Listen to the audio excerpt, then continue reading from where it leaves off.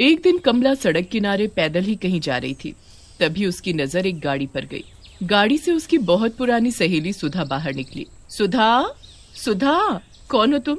क्या चाहिए? और मेरा नाम तुम्हें कैसे पता चला? तुम शायद मुझे भूल गई, पर मैं नहीं। मैं तुम्हारी सहेली कमला। हम एक साथ एक ही क्लास में पढ़ा करते थे। मैं तुम्हारे लिए रोज माँ के हाथ के बने आलू के पराठे लाया करती थी। याद आया? हाँ हाँ, याद आया। कमला, तुम कितनी बदल गई हो, मैंने तुम्हें पहचाना ही नहीं। अच्छा बताओ, तुमने अपनी ये क्या हालत बना रखी है? मांग में सिंदूर और गले में मंगलसूत्र देखकर तो लगता है जैसे तुम्हारी शादी हो गई है। तुमने सही कहा, मेरी शादी गांव में हुई है और मैं वहाँ बहुत खुश हूँ। एक 4 साल की बेटी भी है मेरी, पर वो वहीं अपने पिताजी के पास गांव में ही है। अपने पिताजी को वो बहुत प्यार करती है ना, तो उन्हें एक पल भी नहीं छोड़ती। मुझे यहाँ कुछ काम था, इसीलिए आई थी। ओह माय गॉड, ये तुम क्या बोल रही हो? शहर में पढ़ी लिखी और शादी गांव में, कैसे रहती होंगी तुम वहाँ? मुझे देखो, मेरे माँ बाप ने मेरी शादी एक रईस खानदान में की है। आराम से एसी में रहती हूँ, और तो और 2 कदम चलने के लिए भी मैं गाड़ी में ही जाती हूँ। शहर की तो बात ही कुछ और है, वो बात गांव में कहा। तूने गांव में शादी करके अच्छा नहीं किया। गांव में आके रखा ही क्या है? घुटन भरी जिंदगी, बस 2 वक्त की रोटी, पति और बच्चे का प्यार मेरे लिए बहुत है। जो सुख शांति गांव में है वो शहर में तो बिल्कुल नहीं है। अब तू मुझसे बहस करेगी? अरे मैं कह रही हूँ ना कि तुम्हारे गांव से अच्छा हमारा शहर है। दोनों बहस पर उतर आते हैं। बातें करते करते उन्हें काफी रात हो जाती है और उन्हें ये नहीं पता था कि वो सड़क के बिल्कुल बीचों बीच आ गए हैं। तभी सामने से एक ट्रक आता हुआ दोनों को कुचल कर चला जाता है। मरते ही दोनों सहेलियां चुड़ैल बन जाती हैं।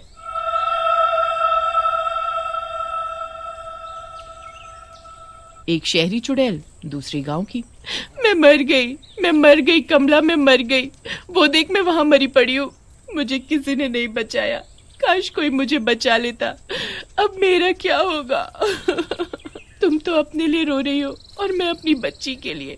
अब क्या होगा मेरी बच्ची का? वो बिना माँ के कैसे रहेगी? अरे हाँ, मैं तो भूल ही गई थी। उसके पिताजी उसकी माँ से भी ज्यादा उसे प्यार करते हैं।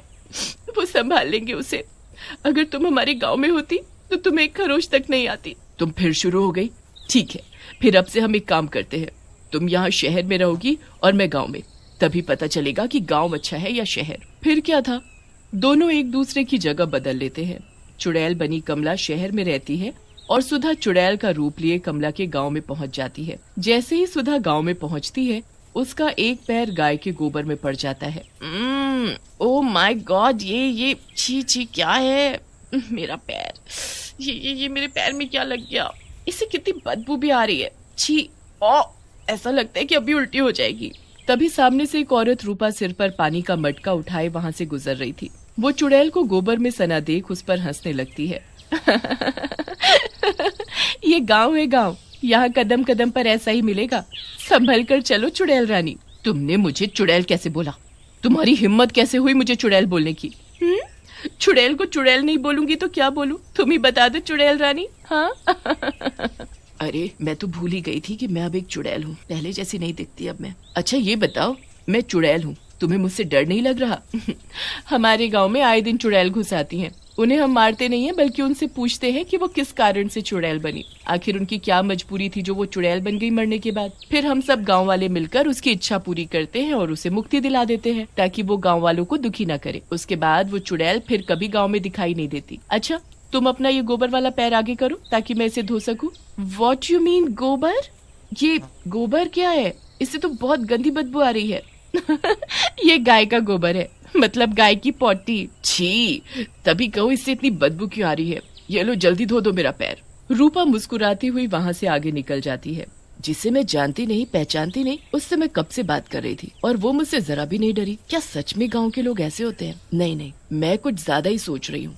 अभी तो यहाँ आई हूँ, अभी तो पूरा गांव देखना बाकी है। इस गांव में आते ही मेरी क्या हालत हो गई। सोचो वहाँ शहर में कमला का क्या हाल हो रहा होगा। वहाँ शहर में कमला इधर उधर भटक रही थी। उसे छुपने की कोई जगह ही नहीं मिल रही थी। ये शहर इंसानों से भरा पड़ा है, पैर रखने तक की जगह नहीं है। कुछ समझ ही नहीं आ रहा कहाँ जाऊँ। तभी कमला को सामने पकौड़ों की दुकान दिखती है। वो सीधी वहाँ घुस जाती है। भैया, क्या मुझे थोड़े पकौड़े दोगे? बहुत भूख लगी है, इसके मैं तुम्हें पैसे भी दूंगी। हाँ हाँ, क्यों नहीं। मैं भी तुम्हें कोई फ्री में तो दूंगा नहीं है, पैसे तो देने ही पड़ेंगे।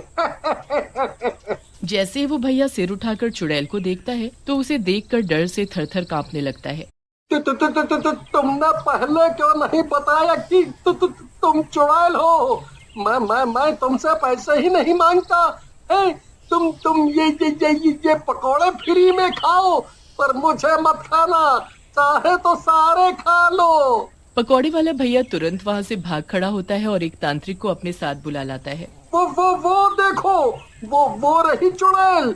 मेरी दुकान पर चुड़ैल ने कब्जा जमा लिया है। बाबा, अब आप इसे अपनी तंत्र विद्या से भगा दो। आपको जितना पैसा चाहिए मैं तुम्हें दूंगा। हाँ।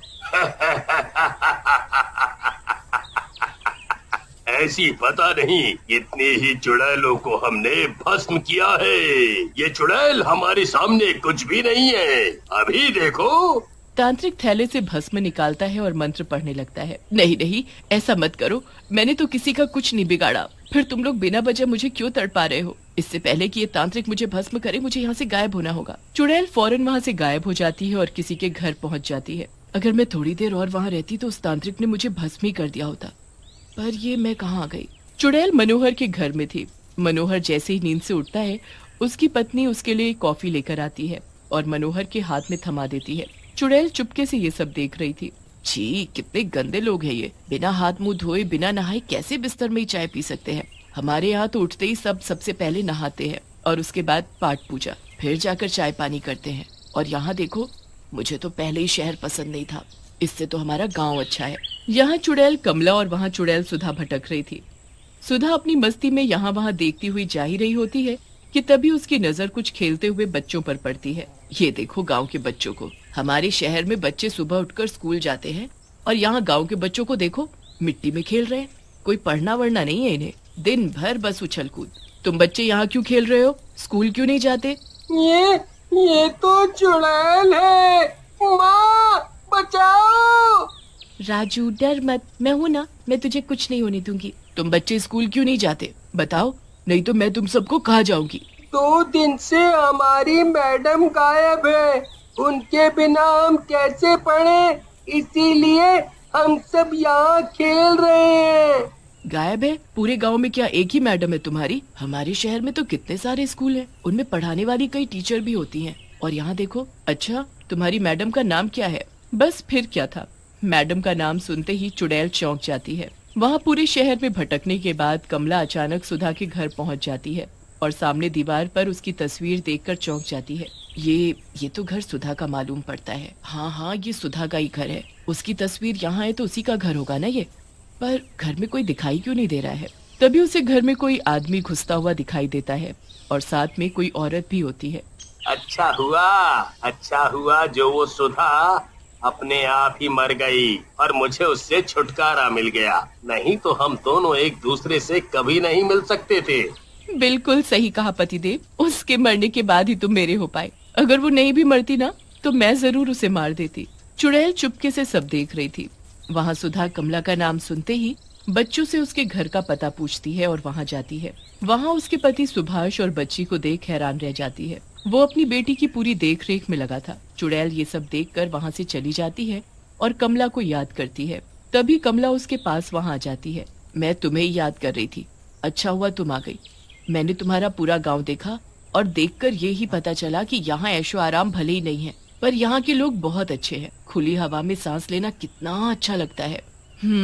शहर भी इतना बुरा नहीं है जितना मैं सोच रही थी। वहाँ स्कूल है, हर सुविधा है, पर लोगों की सोच बहुत छोटी है, आलसी हैं, हमेशा ऐशो आराम में ही रहना पसंद करते हैं। और हाँ, एक बात तो मैं तुम्हें बताना ही भूल गई। मैं तुम्हारे घर गई थी, तुम्हें मरे हुए 2 दिन भी नहीं हुए कि तुम्हारे पति ने दूसरी औरत से शादी कर ली। वो अब वहीं तुम्हारे घर में रहती है। सुधा ये सब सुनकर रोने लगती है। कमला उसे जैसे तैसे चुप करा देती है। मेरा पति बेईमान निकला, पर कमला तुम्हारा पति और बच्ची बहुत ही अच्छे हैं। तुम्हारा पति अपनी बेटी की बिल्कुल माँ के जैसे देखभाल करता है और गांव के लोग वो भी बहुत अच्छे हैं। गांव की खुली हवा में सांस लेकर बहुत सुकून मिल रहा है। दोनों चुड़ैलों को अपनी अपनी जगह बदलने के बाद पता चला कि दोनों ही जरूरत की जगह है, शहर भी और गांव भी।